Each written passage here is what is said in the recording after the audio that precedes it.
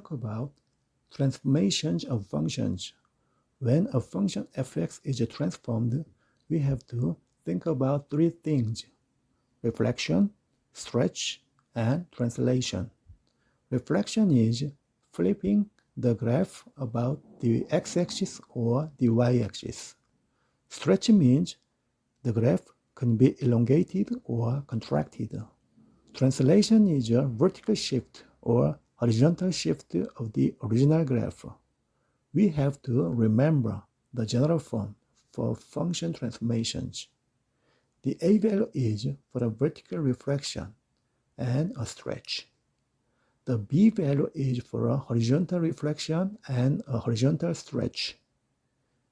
The H value is related to a horizontal translation, and the K value is for a vertical translation. How to use the general form for function transformation? Usually, when a transformed function is given, we have to change it into the general form to identify the original graph and the a, b, h, and k values. Identify the original function, draw it, and translate each value. If the a value is negative, there is a vertical reflection. Then, flip the original graph vertically about the x-axis. If b value is negative, a horizontal reflection exists. So this time, flip the graph horizontally about y-axis.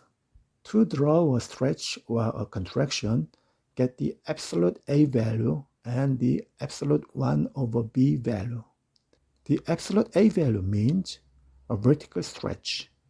If a value is 2 or negative 2, the absolute value is 2, so the graph is stretched vertically 2 times. If it is 1 over 2, vertically contract a half. If absolute b value is 1 over 2, then 1 over absolute b is 2, so the original graph is stretched horizontally twice.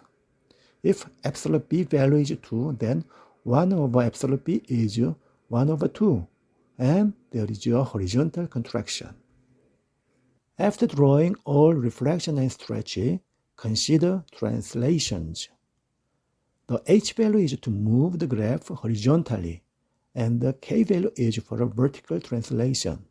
Do you understand? Then you're good. If not, don't worry. Let's take examples, and you will understand it. Example 1 is to draw x squared minus y is equal to 2. Change the given form into the general form. Y is equal to x squared minus 2.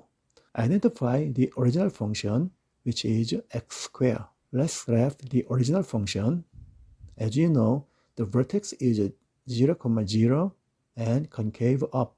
Now, let's get the values for a, b, h, and k from the general form. A is equal to 1, b is equal to 1, h is equal to 0, and k is equal to negative 2.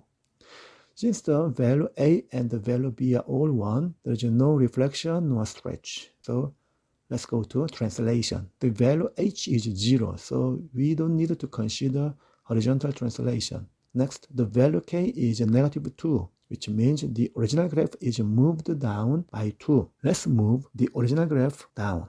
We can get additional information with solving the equation. The x-intercepts are plus minus root 2 and the vertex is 0, negative 2.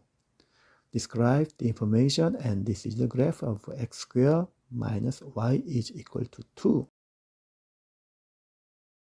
Example 2 is to graph y is equal to 2x squared minus 12x plus 19.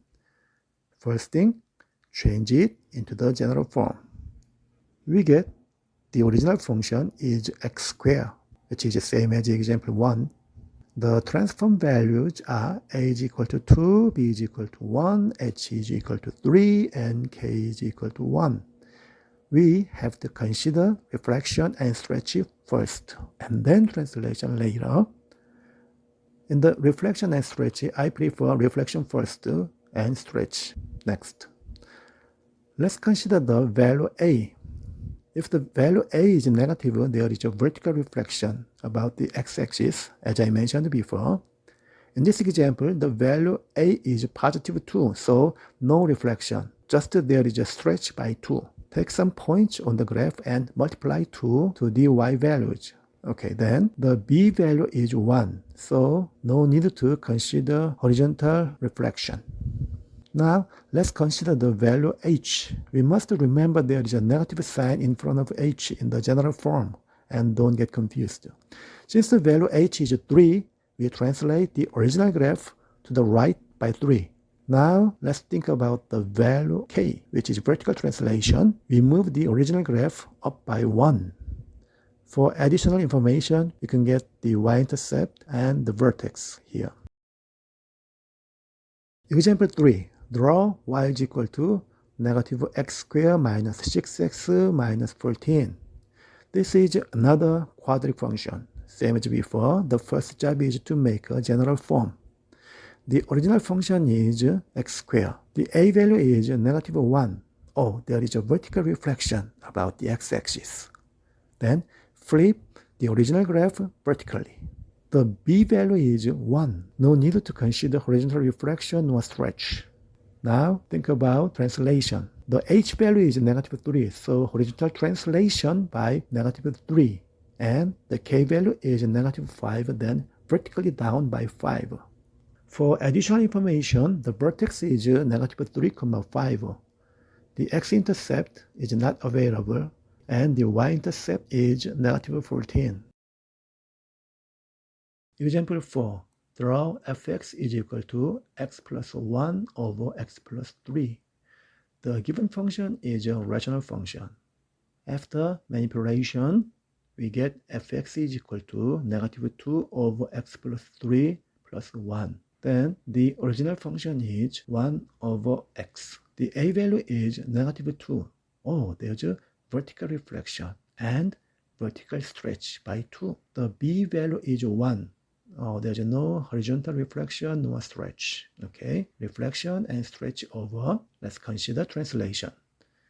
The h value is negative 3, so move the graph left by 3. The k value is 1, so move up by 1. For additional information, we draw vertical asymptote and horizontal asymptote.